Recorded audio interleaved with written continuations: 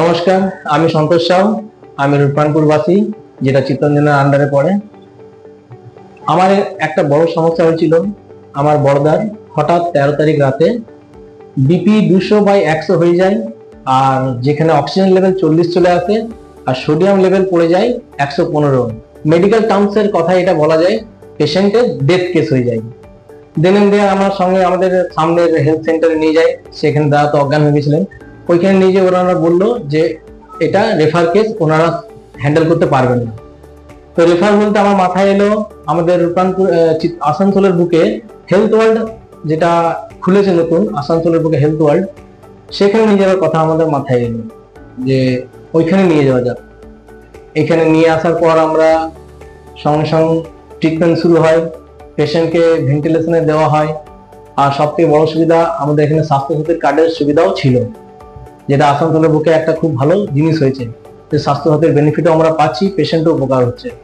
তো আমরা রাজি হলাম পেশেন্টকে ভেন্টিলেশনে দেওয়ার জন্য, কারণ ওইটা একটা পারমিশনের দরকার পড়ে ভেন্টিলেশন দেওয়ার জন্য পেশেন্টকে।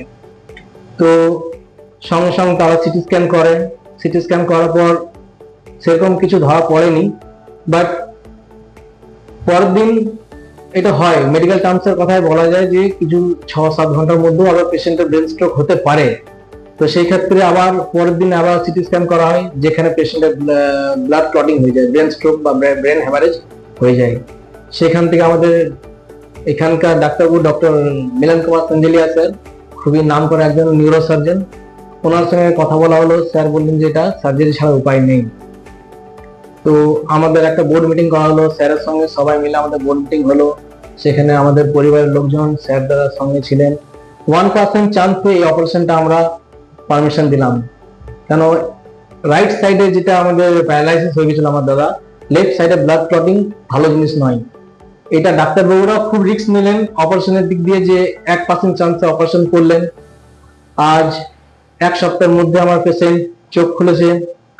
ডিপ কমাই ছিল, ডিপ কমা থেকেও রিকভারি করে 1 সপ্তাহের মধ্যে পেশেন্ট অত সহজে ওঠে না।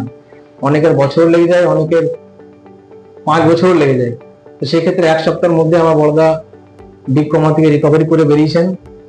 আর আজকের দিনে আমি হেলথ ওয়ার্ল্ড আসানসোলকে খুব ধন্যবাদ জানাবো যে মরা পেশেন্টকে আমি বাঁচিয়ে নিয়ে যাচ্ছি। তার জন্য আমি খুবই কৃতজ্ঞ হেলথ ওয়ার্ল্ড আসানসোলকে জানাবো। আর আপনাদেরও ভবিষ্যতে কোনো অসুবিধা হয়, নির্দ্বিধায় আপনারা এখানে এসে যোগাযোগ করতে পারেন এবং ট্রিটমেন্টও করাতে পারেন। তো সেক্ষেত্রে আমি ধন্যবাদ জানাচ্ছি হেলথ ওয়ার্ল্ড আসানসোল কর্তৃপক্ষকে, ডাক্তারবাবুদের সবাইকে, যে এত বড় একটা জীবন দেওয়ার জন্য আমার দাদাকে, তার জন্য অসংখ্য ধন্যবাদ।